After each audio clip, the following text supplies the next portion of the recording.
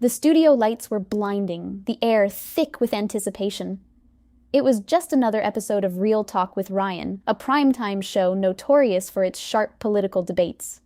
The host, Ryan Miller, sat confidently across from his guest, Karoline Leavitt, a rising star in the political scene. She was calm, composed, ready for whatever he threw at her. But Ryan, with his liberal credentials and no shortage of confidence, had something else in mind. Karoline had been on the show before, always handling the tough questions with grace and a sharp mind. But today, the stakes were higher. Ryan knew that the audience was craving fireworks, and he had every intention of delivering them. He leaned forward, eyes glinting with a challenge. "Karoline," Ryan began, his voice smooth, but laced with tension. "You've built a career on defending conservative values, and people admire your unwavering stance. But let's be real here. America's changing. More and more young people are turning away from religion, especially Christianity. You speak so highly of your faith, but let's be honest. Don't you think it's time to accept that faith is on the decline?" The camera zoomed in, capturing the shift in Karoline's expression. She didn't flinch. She was prepared for this, or at least she thought she was.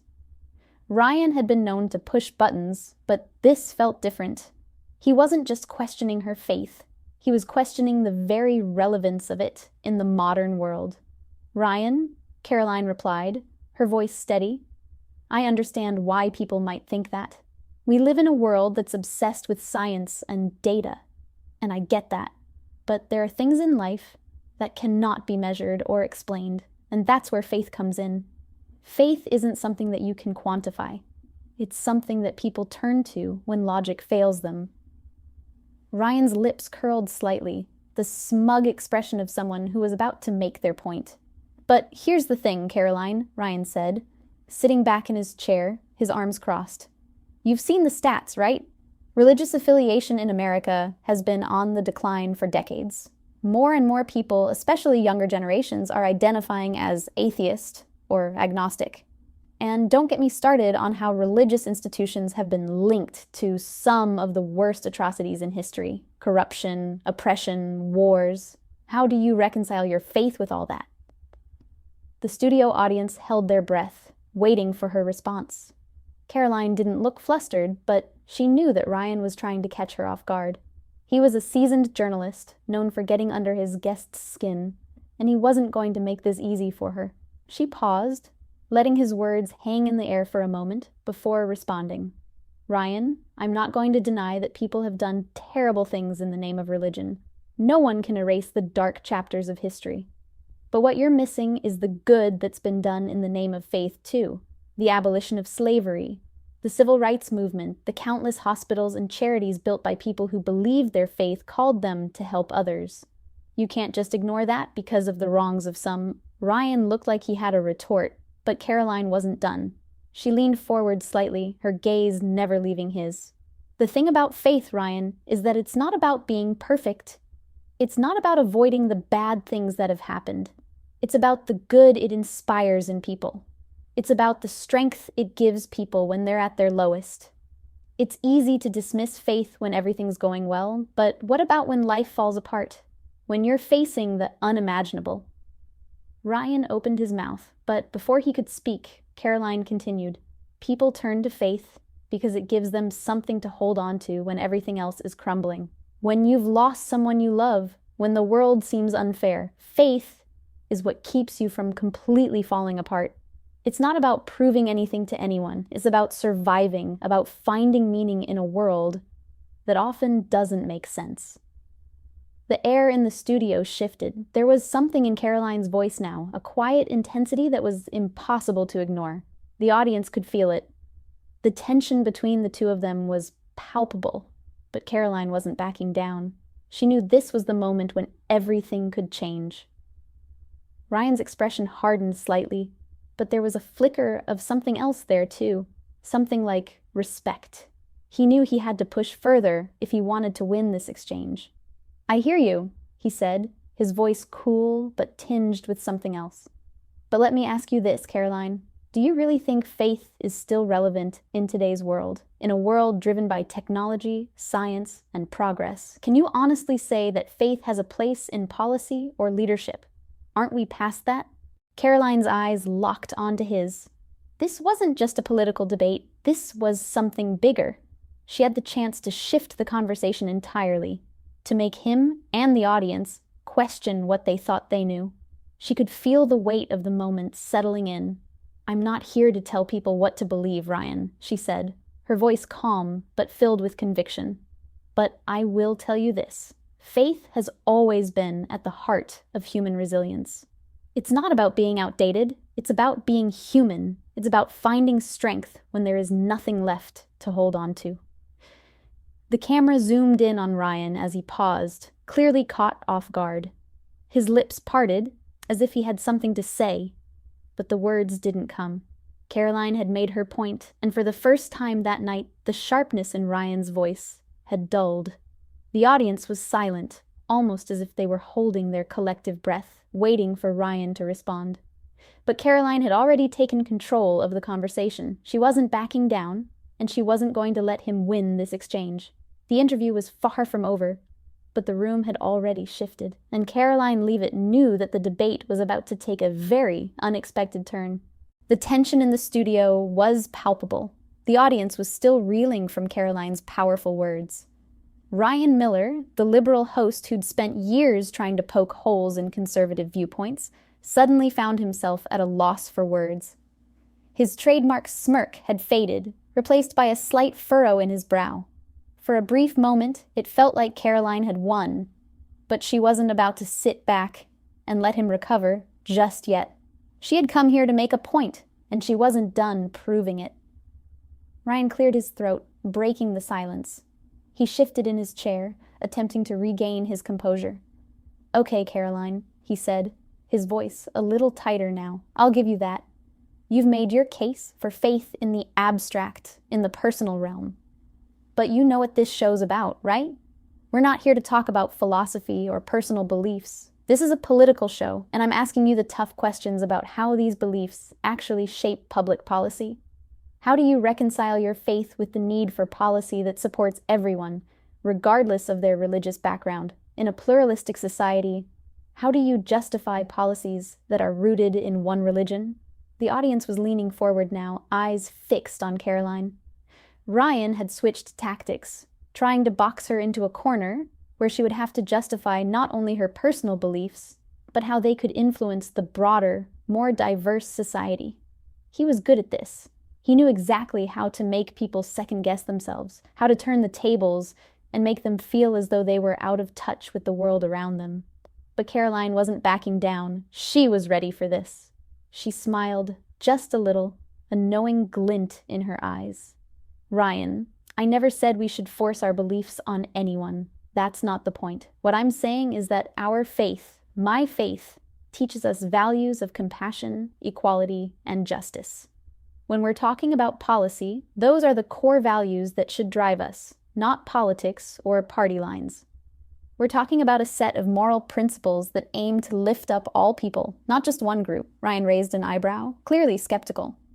"So, what you're saying is that your conservative values, the ones grounded in religion, can somehow be applied to a policy that's fair to everyone, even those who don't share your beliefs?" Karoline nodded confidently, her eyes never leaving his. "Absolutely.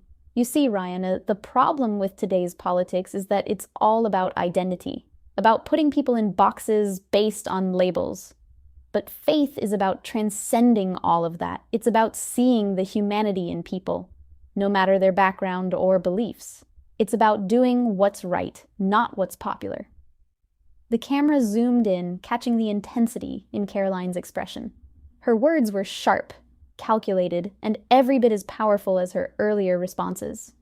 She was challenging Ryan in a way that he didn't expect, pushing him into a corner where his usual tactics couldn't work.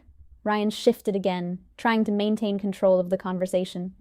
"So, you're saying that faith is what we need to guide policy? Because I'll tell you, Karoline, a lot of people don't see it that way. A lot of people, especially younger generations, see religion as a tool of oppression. Look at what's happening around the world. Religious extremism, the manipulation of faith for political gain. Don't you think those things make it harder for people to trust religious-driven policy? Karoline didn't flinch.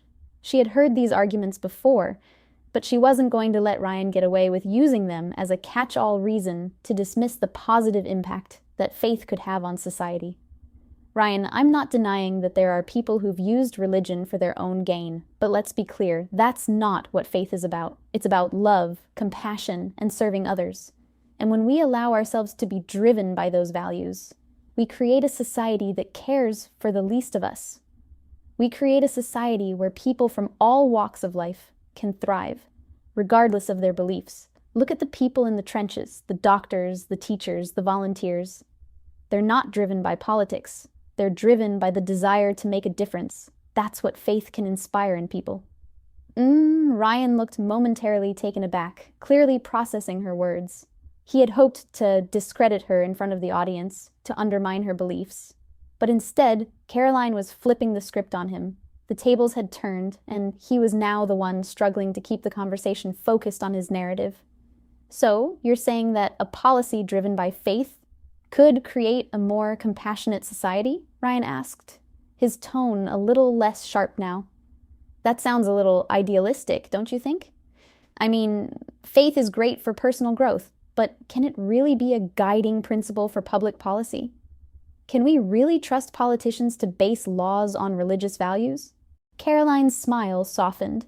She could sense that Ryan was starting to question his own assumptions, and she wasn't about to let him backtrack now. You're right, Ryan, Karoline said, leaning in slightly. It's not just about creating laws based on religion. It's about creating laws based on our shared humanity. It's about ensuring that every person, no matter who they are, has access to the same opportunities and protections. And if faith can help us do that, then why wouldn't we use it as a guide? It's about justice. It's about mercy. It's about love for all people. That's not an ideal. That's a moral imperative. Ryan sat back in his chair, clearly stunned by the force of Karoline's argument. The audience could feel the shift in the room, the weight of her words hanging in the air. She wasn't just defending her faith. She was reframing the entire debate. She had shown Ryan and the audience that faith wasn't about divisiveness. It was about unity, compassion, and justice. Ryan didn't respond immediately. He simply stared at her for a moment, perhaps considering his next move. The battle between them had shifted. Karoline had seized control of the conversation, and now Ryan had to decide whether to continue trying to break her down or to acknowledge that she had made a point that he couldn't easily refute. Finally, after what felt like an eternity, Ryan spoke again. I have to admit, Karoline, you're making me think. Maybe there's more to this faith thing than I've been willing to admit. The audience seemed to hold its collective breath as the studio fell silent. Karoline had not only outsmarted Ryan, but she had forced him to reconsider his position. This wasn't just an interview. It was a moment of reckoning. Karoline smiled, a quiet, satisfied smile. The first part of the interview was over, but she knew that the rest would be just as important. The conversation was far from finished. The cameras rolled silently as the tension in the studio reached its peak. Ryan Miller, the liberal host, was sitting back, clearly rattled. He'd spent years priding himself on his ability to dismantle the arguments of conservatives with ease, but tonight had turned out to be a different kind of challenge. Karoline Leavitt had done what no one else had been able to do. She had made him stop and think. And now, with the final moments of the interview fast approaching, Ryan was determined to regain control, to end this on his terms. So, let's talk about something a bit more practical, Ryan said, shifting in his seat, trying to find his rhythm again. He cleared his throat, his voice regaining some of its usual sharpness. You're saying that faith can guide us toward better policies, but how do you explain the growing divide in the country? The polarization we're seeing, especially around issues like abortion, LGBTQ rights, and the role of religion in schools? These aren't simple issues, Karoline. How do you expect people who disagree with you to come together on these topics? Karoline didn't hesitate. She had anticipated this question. Ryan was trying to drive her into a corner where he could accuse her of being part of the divisiveness in the nation. But she knew that her faith wasn't about division. It was about reconciliation. It was about bridging the gap between people, not deepening the divide. "Ryan," she said, leaning forward slightly, her voice calm but firm, "the divide you're talking about is not because of faith. It's because of fear. Fear of the unknown, fear of being judged, fear of having our way of life threatened. But faith teaches us not to fear. It teaches us to listen, to love, and to respect one another. Yes, we may disagree on some things. That's natural, but I believe we can find common ground. We can find ways to work together for the good of everyone, even if we don't agree on everything." Ryan raised an eyebrow. "Common ground," he scoffed. "You're asking for unity in a world that's anything but united. The reality is that the country is becoming more and more divided, and religion isn't helping. It's fueling the fire. Look at the state of the world. Look at what's happening politically. Faith-based arguments are being used to justify restricting people's rights, to push a conservative agenda. Don't you see that?" Karoline's expression didn't waver. She knew this was where Ryan wanted the conversation to go, to paint religion as the enemy of progress, to make her seem out of touch with the reality of modern-day challenges. But she wasn't going to let him. "Ryan, I understand where you're coming from," she said, her voice softening, but her words still carrying weight. "I know there are people who use religion as a weapon, and that's heartbreaking. But I don't think that's the heart of faith. The heart of faith is about love and justice, about making sure every person, no matter who they are, is treated with dignity. And if we focus on that, if we start from a place of respect and compassion, then yes, I believe we can find a way to come together. It may not be easy, but it's worth it." Ryan sat back, his lips pressed into a thin line. He could feel the tide shifting again. Karoline wasn't just defending her faith. She was defining it in a way that was impossible to argue with.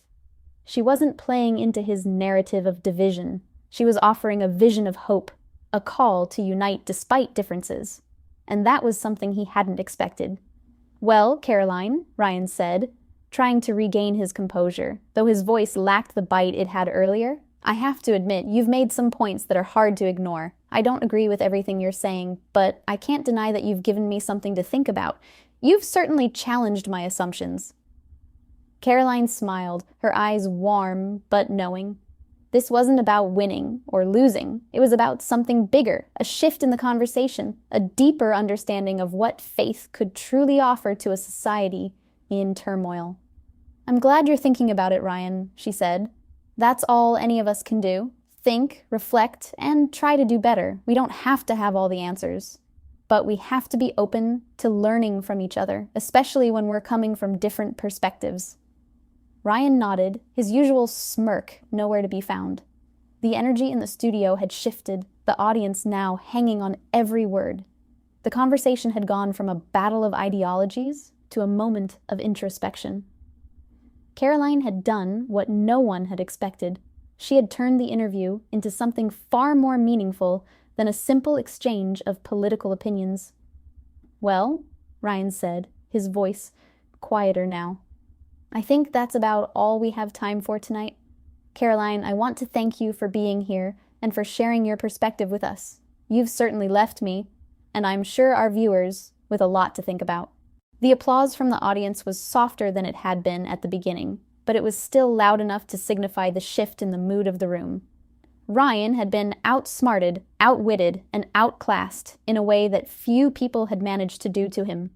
Karoline had come on the show to make a point, and she had done so with grace, power, and conviction. "Thank you, Ryan," Karoline replied, her voice steady and warm. "I'm grateful for the opportunity to share my thoughts, and I hope that, even if we disagree on some things, we can still respect each other's right to be heard." As the cameras began to roll for the outro, the energy in the studio was different. It wasn't just about the politics anymore. It was about the deeper human connection that had been made in the midst of the debate. Karoline had stepped onto that stage with a message, and she had delivered it with more clarity than Ryan had bargained for. As the credits rolled, Karoline gave a small nod to the audience, her smile now wide and genuine. She had come here to make a difference, and, in her own way, she had done exactly that. Thank you for watching. Don't forget to like the video and subscribe to Diana the Storyteller channel for more videos like this. Take care.